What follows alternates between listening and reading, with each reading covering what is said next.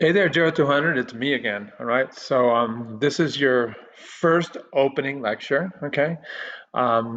This is May 20th. Okay. And I want you to reflect back on the how to get an A in GERO 200 video as well. And pretty exciting for you, for us as well. We're using the new learning management system, Brightspace. We got rid of Blackboard. Um, Luckily, your co-instructor Julia Walsh was one of the pilots, and so she has some insight into it. Not that there's not going to be any hiccups, okay, but you're going to find this to be a better system for sure. But there's going to be some differences, so we'll have some growing pains together. In the background, you're going to hear this popping sound. It's my dog chewing on her toy, right? And that's going to happen throughout this compressed semester. So you guys, a lot of you are taking this class because you need the final 4 units to graduate. Um, and or some of you just wanted to knock it out so that you'd have less courses ahead of you in terms of your future year, senior, junior, whatever year it is. Okay. So that being said, it's the same exact course that Julie and I teach every single semester, and so it's compressed. Okay. And so if you were doing this in spring, you would be getting these lectures delivered to you once a week. Okay. But since we have to take that 15-week semester, okay, and compress it into 6. Some weeks have 3, some weeks have 2, and you just got to stay on it. You just calendar it up and say, okay, on Tuesdays I'm going to do this, and then on Thursdays I'm going to do this, and you just keep pace with it because there are due dates. Okay, we expect you. You signed up for this, guys, so we expect you to stay on it. Okay, awesome. Alrighty, so I'm actually looking, as you see right here, it says as learner, okay?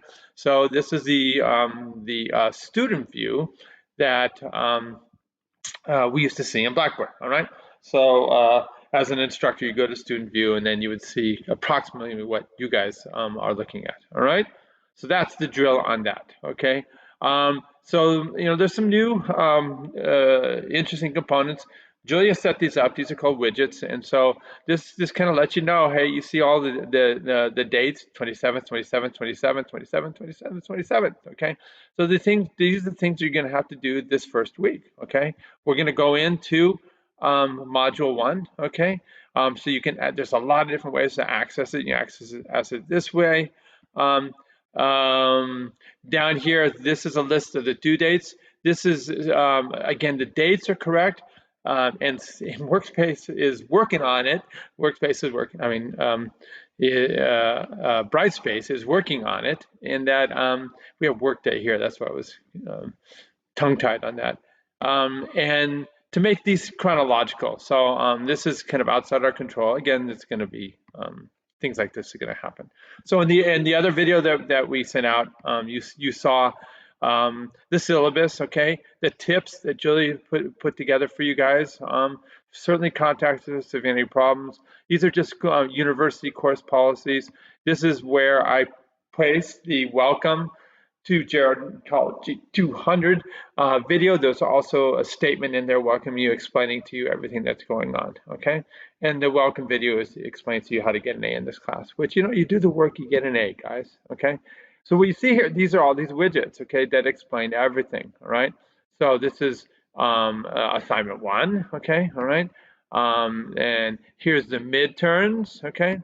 All right, so when we look at these assignments, these are your 3 papers, okay? When I went over that in the previous video, the midterms, there's extra credit made available to you guys, but the bottom line is we got to get into the meat and potatoes of the course today, all right? So that's why population aging matters, and this is a full-on worldwide global perspective because a lot of you guys come from different countries.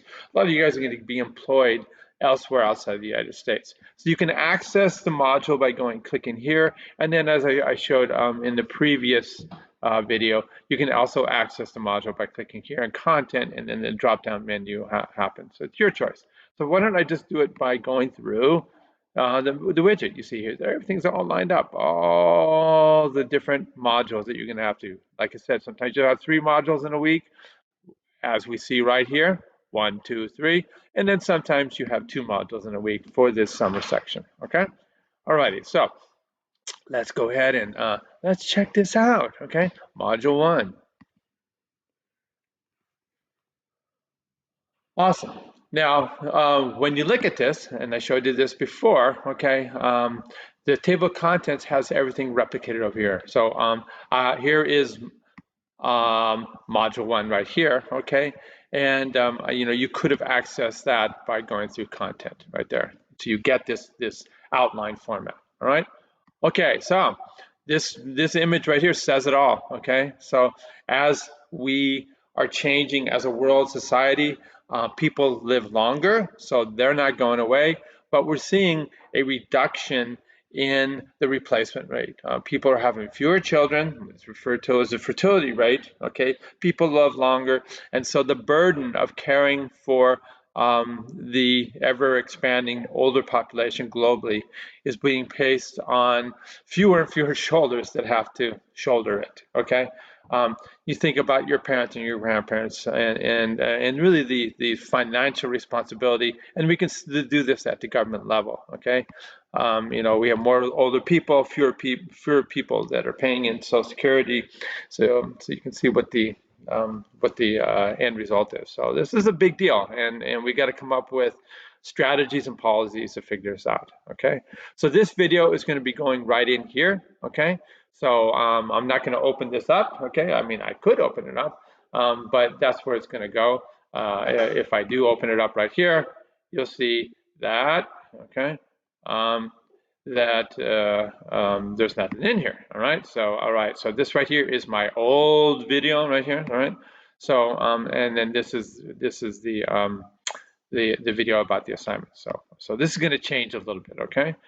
Cool thing about Brightspace is you can use the backward browser, which was kind of a pain in Blackboard, okay? So what we really want to do is we want to go into this right here, okay? So we're going to go bing, like so. All right. So this is the assignment part right here, okay? So what you're gonna do is you're gonna start out by watching this video. It is one of the really best videos that have been produced, okay? A lot of you guys are B majors, so this is put out by The Economist. It's a great online periodical, and they also do videos. And this is just a must see, and it goes over some of the big issues. And so when you take your quiz, you're going to reflect on what has been demonstrated using that type of media to talk about there's Lucy. Watch, there she is. Hey, Lucy, what are you doing? Hey, come here. Oh no, she's being all shy. Okay, so what are the take-home messages here when we look at this amazing video? All right.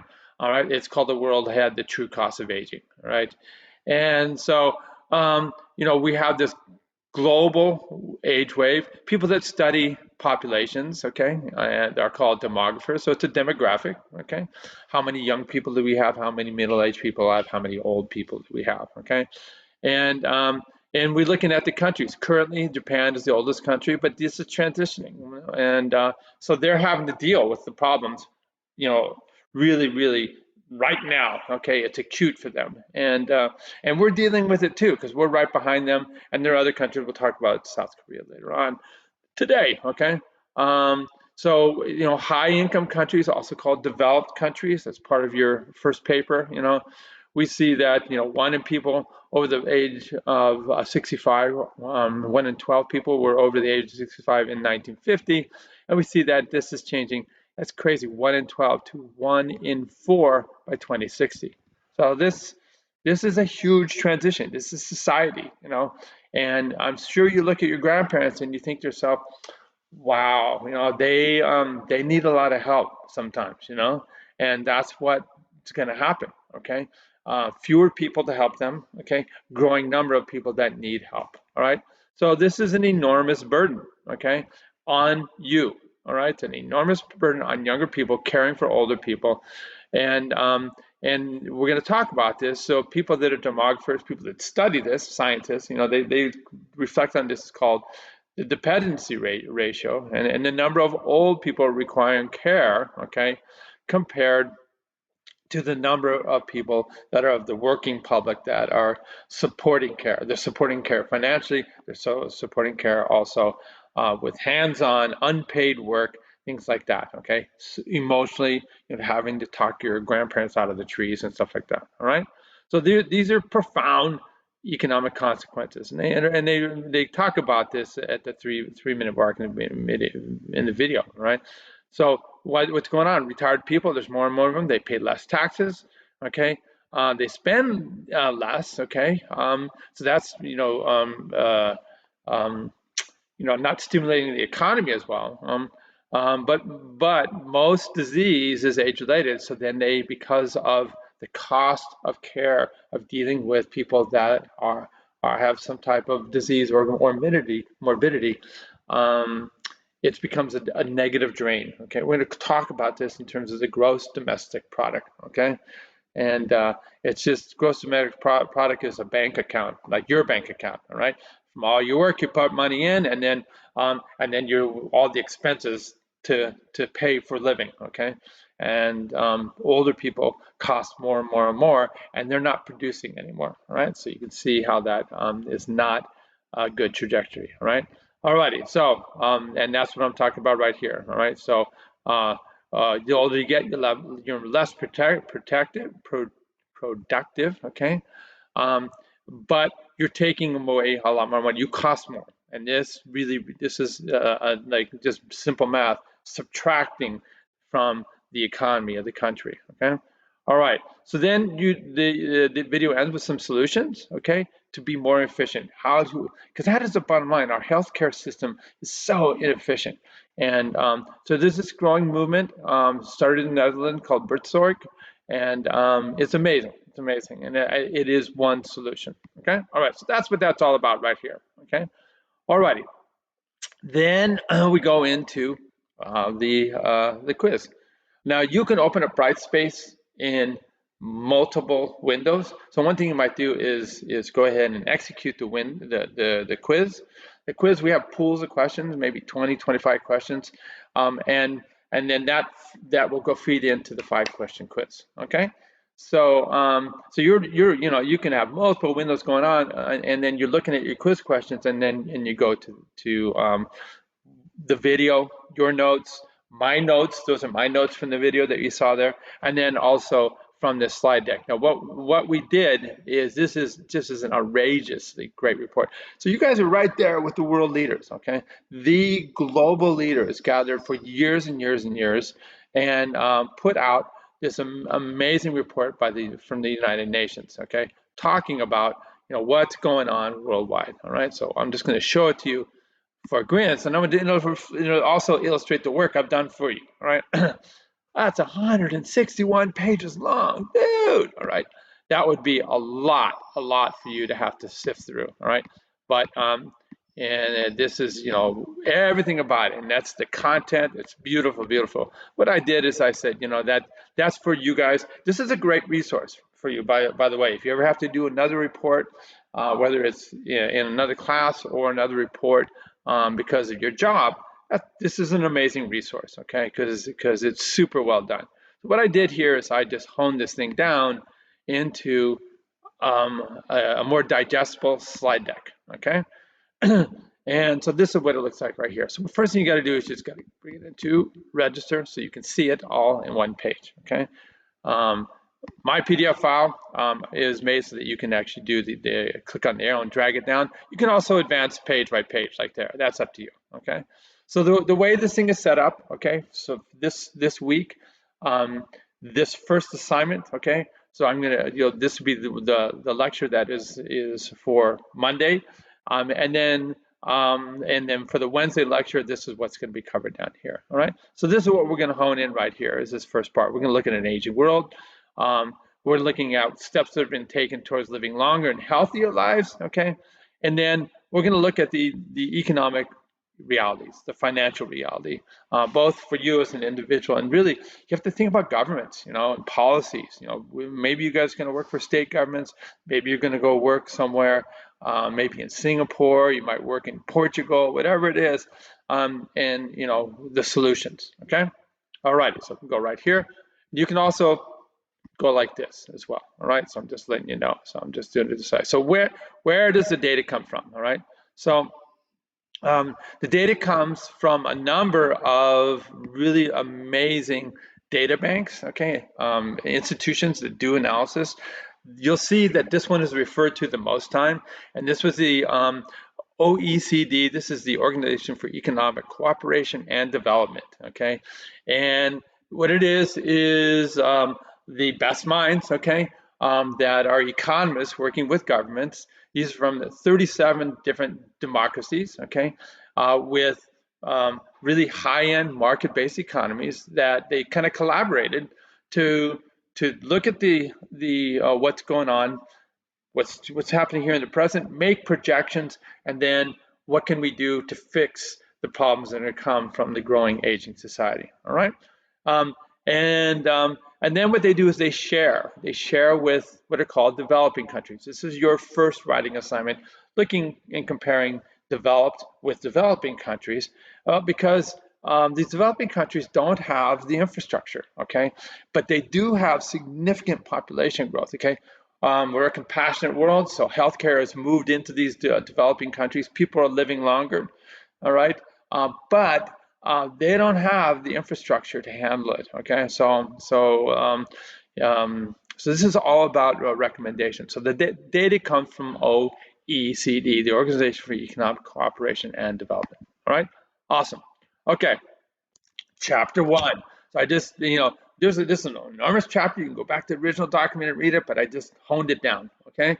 So in chapter 1, right here, we see the overview, and that's all you really need to know. All right. So boom. Okay. So the number of people age 65 and older worldwide, okay, is going to be rising from 761 million people in 2021. That's like the here and now, okay, to 1.6 billion. So it's almost a tripling by 2050, okay? So that's mind-boggling, okay? Um, and even more so, okay, the people that are even more dependent, okay, because we figured out to have ways to have longevity. Hey guys, I'm basically 68, June 30th, and I'm still working, but my parents lived long, and there's a good chance that I'm going to be living up into my 90s, okay? And things like having healthcare my whole life, and dental care, and maybe I exercise more, whatever it is, okay? All right, so this is this irreversible global trend. We got to figure this out, and and the other thing that's happening is we had this trend of people like me living longer, and we have smaller and smaller families. All right, so when I need help and I got to pick up the phone, hey, you got to come help me. you know, I have fewer people that are there as a resource, okay? More burden on those people, all right? I hope that makes sense. My older brother has no kids, okay? He's kind of like a child, So we're having to help him, we're helping our kids, and our kids are gonna have to help him down the line. That's kind of what's, going to happen to you guys, okay? So fertility's falling, okay? It's so much harder for you guys to make it in the world. So, I've said this a few times during class. You guys are in your 20s, realistically, biologically, you should have maybe 3, 4 kids by this time, your age, but people don't do that, because it's, you want to be able to have a comfortable life, okay? To have a comfortable life, you have to have a good job and make a lot of money, is what it is, okay? Julie and I did the same thing, all right? So I was 27 when I met her. She had just turned 20. We got our act together. We dated for 4 years, and then we got married for 8.5 years. We waited, and then we had our first child. All right, so that put her close to 33, and that put so you look at all the dating and the marriage, that put her close to 33, and it put me at 39. All right, our second child, I was 45. All right, that's kind of what you're looking at, and we're lucky we had 2 kids. All right, so that's why this is all happening, okay? The other thing that happens is women live longer than men, all right? It's biological. It's great to be a woman in some ways, okay? Some of your hormones help protect you from the diseases that start earlier in men. Estrogen is amazing fertilizer for the female body, and so as a result, the sex-based balance, okay, transitions, okay. So we had to think forward. Not only do we have a lot more older people, but we have and kind of an imbalance. We have a lot more older women than men when we look at older people, and that's a big thing financially because women make less money than men. All right, women oftentimes, Julie had to do this, have to pause their careers when they have kids. It has a huge impact. All right, alrighty. So when we're looking at all these issues, less people around, less fertility, more older people, the way it's looked at is this dependency ratio, and you just look at how many people are there that are 65 and older, and how many people are there below them that are supporting them. Okay, so this is this would be people that are throw out a number 65 to 20, they're the working population. Okay, and we'll see that the number of dependents goes up, so the ratio is going up dramatically. All right, awesome. All right, so this is just a reiteration. All right, like I said, go right now, 761 people over the age of 65, 1.6 billion. Okay, coming up in 2050. The faster growing one is, like I said, over the age of 80. Right, right now globally. Okay, these are global measures, not the United States. Globally, 155 million over the age of 80, going to be half a billion. Okay, in 2050. Alrighty, so you guys are getting this? Okay, we have an aging society. 2021, 1 in 10 over the age of 65. Okay, and we see right here in 2051 and 6. So the numbers are not working for us. Okay, and we look globally where things are happening fast. Okay, so initially, Europe became this kind of first battleground for this imbalance of young people versus old people, and huge consequences because they have an amazing public pension system that somebody has to pay for. Okay, so we in Sweden, they in 1980 they had the oldest number of people were 16% were over the age of 65. Okay, Japan took them over. Japan right now is the oldest, and right now 30% in 2020 over the population is over 65. And you can see here that in South Korea, the Republic of Korea, South Korea is going to be the oldest country in the world. In 2050, the projection is 40% of the population is going to be over the age of 65. All right. Okay. So when you get a figure like this, you just go up here to your PDF. Adobe Acrobat Pro and blow it up. Okay, so this is raw numbers. Okay, this is looking at how many people are there in millions of people, and we see three different colors, and 1980, 2021, and 2050. All right, so it's a historical and then projected view of these changes. All right. Oops, sorry. Let me go back here. So we see here. Worldwide, okay, 1980, okay, in millions of people over the age of 65, okay, and you can see that worldwide, going from 1980 to 2050, it's, do the math here, so that is almost 5 times, okay, what's going on here, and crazy, all right. Compare 2021 now to then, again, we're little over 2 times. It's almost 3 times as many people in that age group. And then you can then make projections. Who's going to be impacted the most? Okay, we're going to look at raw numbers here. Later on, you look at percentages. So the percentage, it gives you a feel within that particular country or region how those individuals are being impacted. So we look at the raw numbers here, and the most populous area of the world is Eastern and Southeastern Asia. All right, so this would be all, Vietnam and Thailand and all that. Okay, and we see that again the numbers are just just enormous in the growth. Okay, so they really need to make a big change. Okay, they group together old world developed countries like Portugal, Germany, Italy, and us, North America, Canada, and the United States. And yes, in 1980 we had a lot of people over the age of 65, but our populations are not so enormous. Okay, And so the momentum carries out here. So yeah, we are tripling it right here, okay? But you see what's going on is we're preparing for it right now. They don't have as many, but in the future, they're the ones they're gonna be really sucker punched by that. So that's the projection that you make. Same deal here. We have a lot more, just raw numbers, 113 million people compared to sub-Saharan Africa and North Africa right here. They don't have that many, okay? In 1980. Okay, they rapidly caught up. All right, right here, and then it's growing. It's growing and it's growing. It's growing. But this is the one right here that you really got to keep your eyes on. Okay, awesome. All right, so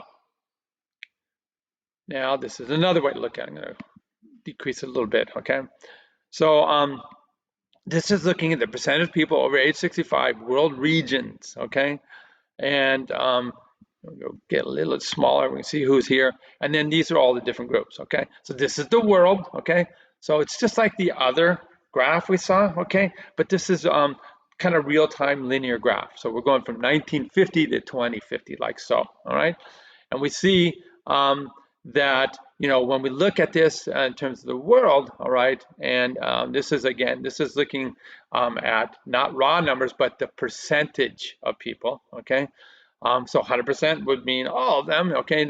So we see here that certain countries, Europe, North America, okay? So you see it skyrocketing right here up in 2050, okay? We see right here, this right here, blue, the rapid grower within that society, okay? This is, like I said, East and Southeast Asia, okay? Green, this is Australia, New Zealand. So these are the ones that are gonna have to really prepare, but everybody's right behind us, okay? Awesome. Okay. This is percentile basis comparing 1980, 21, 22. Same drill. So you're looking at, now we're looking at smaller regions, and you can see, right here in 2050, like I said, Korea is going to be at 40%. Okay. China, Hong Kong, 40%, on and on and on. So these are big, big, big transitions that are happening. For the dependency ratio, this is this orange line right here, so it's the total dependent ratio. There's a couple ways of looking at it. You can have the total dependent ratio, or you can have just the old age dependency ratio. Old age would be looking at the number of people here compared to the working group right here, okay?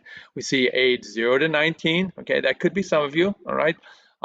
You're not working, okay? You're dependent on your parents to finance your rent, finance your living expenses, finance your school, okay? And then right here, this is 20 to 64, okay? These are the people that are earning, okay? The workers, okay? That are paying to finance this, but they're also paying to finance the gray, age 65 and older, okay? And the age 65 and older are the people that are retired, okay? So they're not as productive, okay?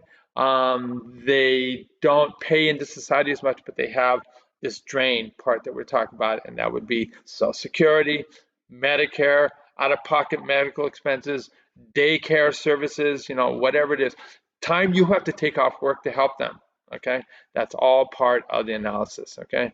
So we see that the dependency ratio went down for a while. You see how huge it was here? That was here when there were a lot of young people, okay?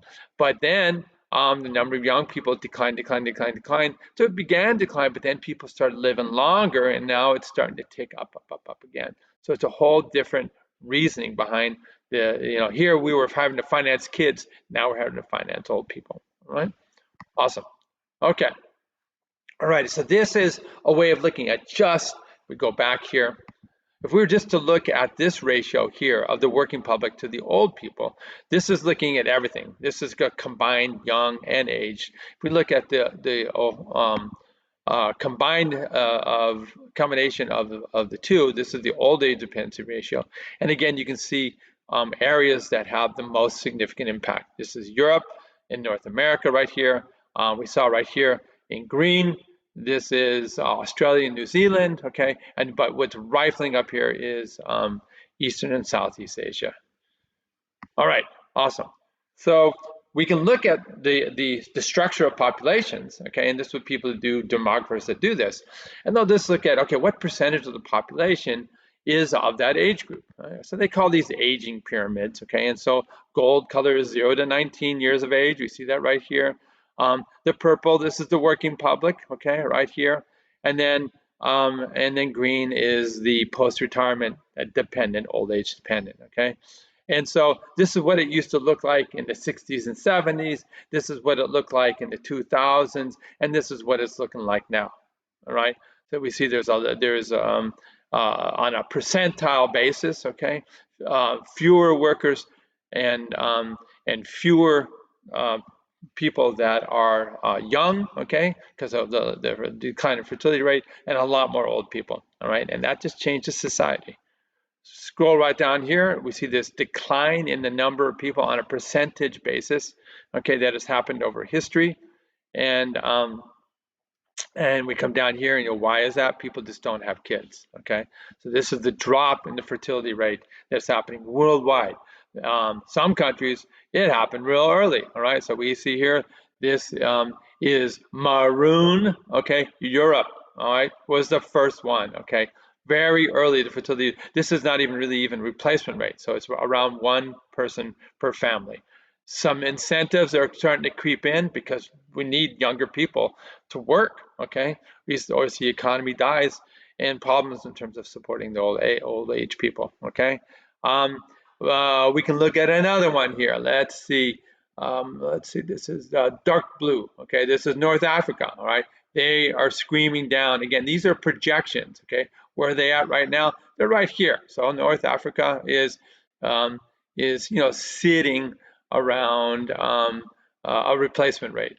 Way up here, okay, this is red, sub-Saharan Africa. So the fertility rate is very high still there, okay? Older people are becoming more numerous and they're trajecting downwards away. So you can pick and choose your area that you're interested in. All righty, cool. So what is the consequence of all this? There's younger people, okay, so much more burden, fewer, when these people come out, there's more and more competition, for jobs. And so there's a lot of mental health problems that have emerged in countries like Japan and South Korea where this transition is happening more quickly. And this is a really cool article about it, and from NPR, and I recommend you go take a look at it. And it's just basically people are becoming reclusive, okay, depressed because there are so few of them. They have such burdens caring for the older people, and they can't get jobs, okay. And so they become physical. They have physical and mental health problems, okay. This analysis said that these people are unlikely to get married. They're unlikely to have children. So the situation is just going to get worse and worse. Okay. All right. What can we do?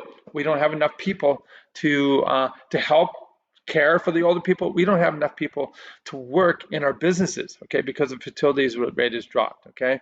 And there's a couple of solutions that are out there, okay. Incentives to make people have kids is one for sure, okay. But what's happening here is we see we want to lower the old age dependency ratio, okay. So we have a more equitable balance between workers and retirees. Have more kids. The other one is immigration. Okay, if we can bring in more immigrants in a kind of prudent and economic way, then that's going to help redistribute the burden. All right, these are all approaches. All right, so immigration's one. Two is how can we get people to have kids? All right, at an earlier age. Okay, the problem is, like I said, it's incompatible. It was incompatible for me. Okay, I had to get my career together. And family life was kind of a little bit out of the question, right? So this is a major driver for low fertility. Probably is for you guys too. You guys don't have kids yet, okay? So what we need is family-friendly policies, and not just verbiage, but we need to create real ones, okay? And so this is happening, okay? This is social welfare where we're going to give you money. There are countries around the world that will give you actually 20 grand, boom, if you have a kid, okay? This is called the maternity capital program. Okay, so in Russia, Russia's way out there. People flee Russia. Like I say, the young people are getting the heck out of Russia. Who's left behind? The old people. All right. So they're trying to produce programs that will do this. Sweden gives you cash benefits for having kids. Okay. Norway. Okay. Again, Estonia. All these different countries coming up with these programs, financial incentives to help you out. Okay. We got to improve the work-family balance, okay, to guarantee this income security so that so we'll be willing to have kids. And this is the bottom line right here, guys. U.S. and countries around the world have low fertility, people living longer, and we got to come up with policies that are going to create an incentive for you guys to have more children. All right, awesome. Okay, chapter 2. All right. What's going on here? People are living longer. How's that happening? Okay, we're going to make you live longer whether you're sick and have lots of morbidity or not. All right, so why not extend the healthy lifespan? And that's a big drive right here. All right, so health among older people, it varies considerably. It's really uneven.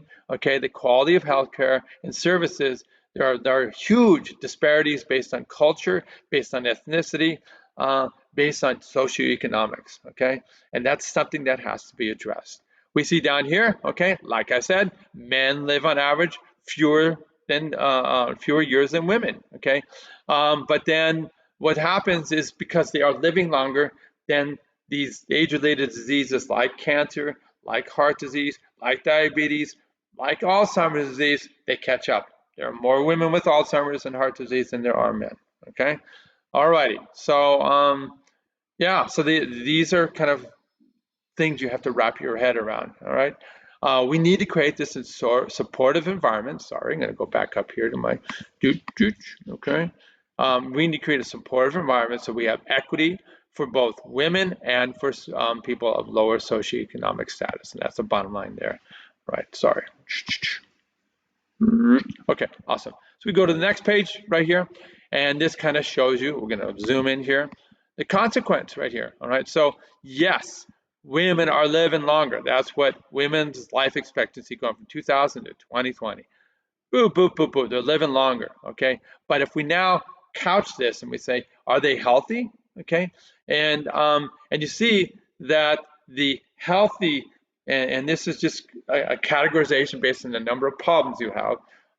The healthy life expectancy does not keep up with the true life expectancy. So these arrows show you that we have lots more unhealthy years. Yes, you're going to live this long, but if you subtract this from this, it shows you that there is a much greater period of unhealthy living, okay, where you cost a lot of money. Same thing with men right here. This is growing, and so there's this divide that's emerging from that, okay? Awesome, okay? So again, we're kind of going over this right here, there, okay? So aging's becoming more and more common worldwide. We're just reiterating it. So we're looking at 2/3 of the world has this huge life expectancy gain right here. And we see that going from 1950 to 1921, okay, there's been a 25-year increase in life expectancy. So, as a country, as a community, as a society, as a world, you have to wrap your head around the consequences of this increase in life expectancy. All right, awesome. Let's see if this will take me to chapter 3. Right, it does, but we're going to go down here. All right, so what does this mean then? Okay, I keep talking about the economics, so let's look at this, okay? So you're young, okay? Your little brothers and sisters that are 10, okay? Maybe you at 19, and old, we consume, okay? That's a drain, okay? And on average, we're producing a lot less. I'm still working, but a lot of people are no longer working, okay? So this is a fiscal challenge, okay? Especially with rising healthcare costs, the out-of-pocket expenses, and the cost of health insurance, things like that, okay? Long-term care, all right? So you don't have the multi-generational house with grandma living in your house. You actually will contract out with an assisted living facility or a nursing home. The cost is enormous, okay?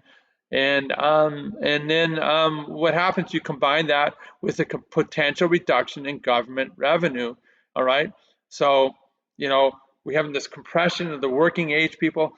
The solution is we have to pour more money out for the older people. We have fewer people that are contributing to Social Security and Medicare tax. They're going to have to get raised, okay? All right.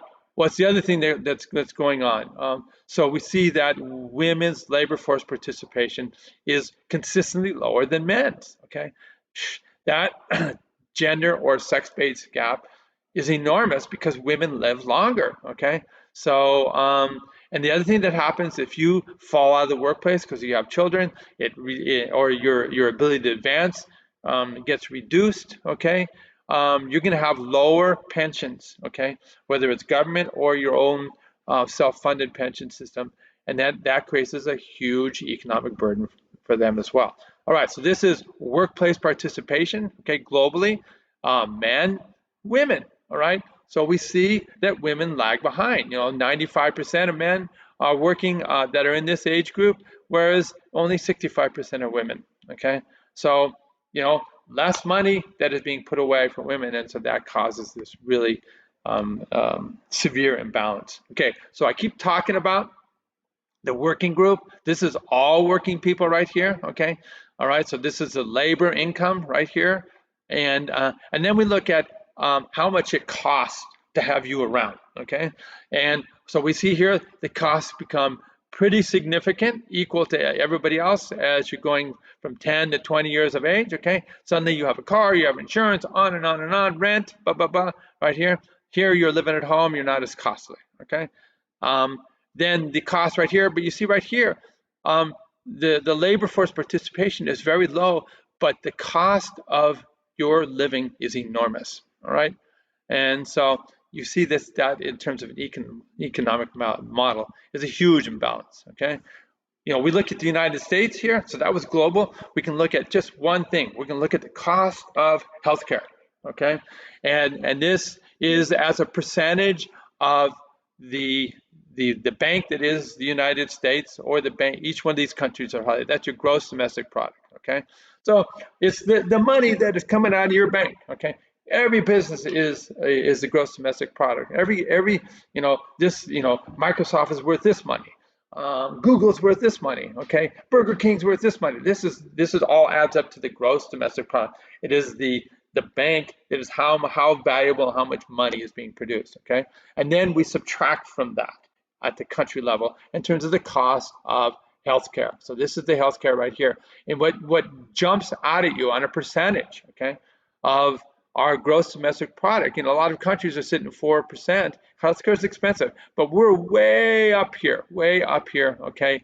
And this is, we're approaching 20% in 2020. And look at how much the cost jumped in just a year, So the United States is a huge outlier. Awesome.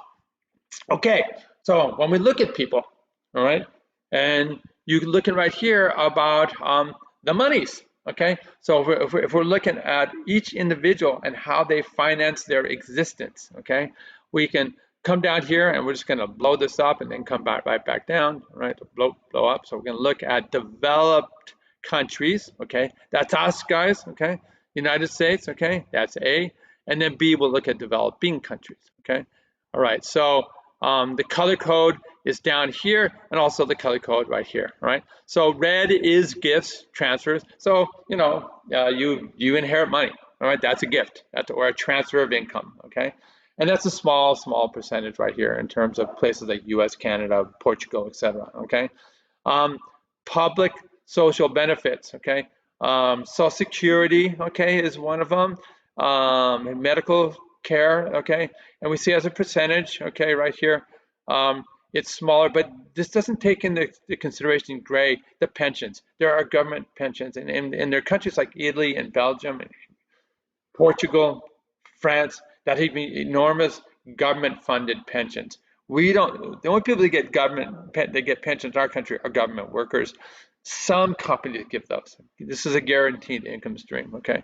But you see that the older you get, okay, you're working less, and that's purple, okay? Your capital income, okay, that's, your investments, okay? Did you invest in real estate, et cetera, et cetera, et cetera. But this is your pension system, and you see you get more and more reliant on it. This is all so globbed into this, our 401ks.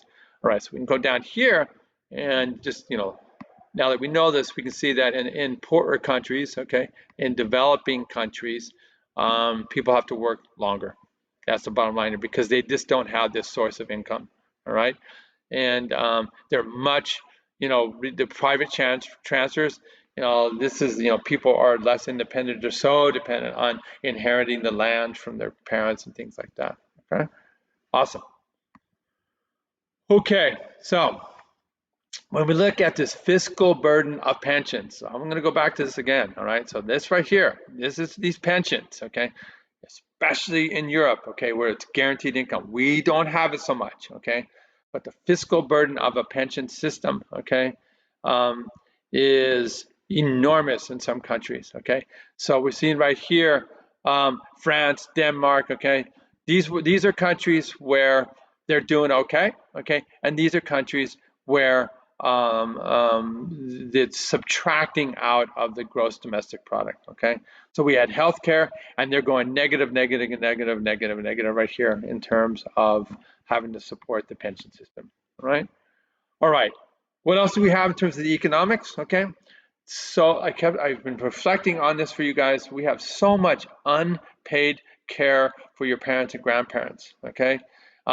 There's a huge gender difference, okay? And that would be that women predominantly about 2 to 1 outnumber men in terms of shouldering the care for the older parents and grandparents, okay? It's about the same developing and developed countries where women spend almost 20% of their time doing this unpaid care, all right? Domestic work that helps, whether it's cleaning, shopping, but also just with hands-on nursing care and things like that, okay? In terms of economic accounting, it's not reported, so it's not, we don't have a good handle on how much this is being in terms of financial burden. So new changes have to happen in terms of policy making, where we have a bit better understanding of this unpaid care. And you get a more accurate measure, then you're going to have a more accurate projection in terms of what you're going to do, okay? All righty, so what are we going to do? All right, so we have this economic imbalance. We have to increase retirement age, okay? Immigration would help as well, all right? A push for higher fertility, all right? So this is what all this is. We need increasing labor productivity. I'm still working, and I'm 68, all right? So, there are too many people that retire at 60 or 55 thinking that's all good, and then they're very, very dependent, okay? So, so that's what we have to do, okay? Increase fertility. We also, as we indicated, are going to increase the amount of immigration. Now, Japan is ahead of the curve. Korea's on there. We're learning from this, and this is creating this kind of very successful tech-based digital transformation, okay, as a solution to this problem, all right? So this gives you job increases in mobility. So like today, I'm working from home. That way, at 68 years of age, I don't have to drive all the way to LA, okay? So using tech is an important thing, and then educational reform to help invest and retool and reskill workers, okay, so that they can stay and work longer. All right, awesome. All right, guys. So that is it for this first week. Okay, we'll go back here to Brightspace, and just a kind of a review here. This is a great figure. World population is enormous. Okay, and we have been trucking along at about 330 million people in the U.S. for a long time. More older people, less younger people. Okay, but times are changing globally, all right? They continue to have growth in population, more older people, okay? And so this is why we have to come up with these solutions. And that's what that figure is all about, all right? So what you're gonna do then is you're going to go into your quiz, okay, right here. And this is a preamble that explains the quiz, okay, how it works. You'll scroll all the way down. Now, because this is different than Blackboard, I could actually launch a quiz, but I can't do that right here. So what I got to do is I'll go to that in a sec. And then the next thing you got to do is you got to go down here and you got to participate in the discussion. This discussion is just like, hey, what's going on? There's our two doggies, Leslie and Ducey. This is an old, look at how young I am, promotional thing that talks about my life. So you're going to tell, you can add photos, whatever you want to do. Talk to us about your life. That would be awesome, okay? And that would be right here, discussion one. So you click on this, all right? Up comes the discussion, all right? Alrighty, this is everything we have right here. And then what you do is you start a new thread. And you just go right here, click on that. All right, John Walsh says, hey, okay? And then I talk about myself right here, okay? And yeah, you just use this right here to do whatever you want, all right? So root, you just kind of play with this. So here's the ad. You want to insert an image, that's cool. Insert a link about yourself, that's cool. And then you hit I am so together, okay? And then you would hit post, okay? That's your primary post. Then you got to go in there 3 times and reply to your classmates as they post and say, hey, what's up, John? I hear you're pretty together, all right? Something like that. All right, so that's how that goes. I'm not going to hit post right now. I'm going to go in there and post on your guys' stuff when you get going. All right, so that's what that's all about. All right, I'm going to leave the page as I do because I'm not posting. All right, and then I just want to give you a feel for what the quiz looks like, okay? And in order to do that, I got to get out of this as a learner. All right, I'm out. All right, so what will be different is when you go into your quiz, okay? So I'm going to go down here and go to activities, all right, go to my quizzes. All righty, all right, I'm going to hit quiz 1. It's coming up, sorry guys. All right, and for me, I'm just going to do a preview, all right? So this is what's going to look like for you. All right, so we scroll down here, okay? And here's all the information, blah, blah, blah, blah. But you see what's different here is start quiz. I would hit start quiz. And it's just 5 multiple choice questions. And there they are. And so you just, you hit whatever it is, okay? All right, that's a good one. That's a good one. Wow, I think it's this one. All right. And you go down, you hit all these right here. That's your 5 questions, and then you hit submit. All right. So it's all pretty straightforward, guys. All right. Peace. All right. You're going to get used to this. It's just going to be part of your lives for 6 weeks, and we look forward to your participation. All right. All right. Take care now.